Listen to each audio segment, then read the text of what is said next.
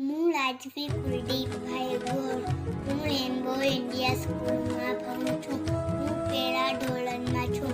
હું આજે ત્રિમંદિરની વિષય તમને કહીશ. આ છે દાદા ભગવાન. મંદિરમાં દાદા ભગવાન, કૃષ્ણ ભગવાન ને મહાદેવનું મંદિર છે. બાળકો માટે ત્યાં કીટી પાર્ટી, ફોટો શૂટ, મેલોનમાં ત્યાં ઢોકળા પ્લે પણ કરી શકે છે.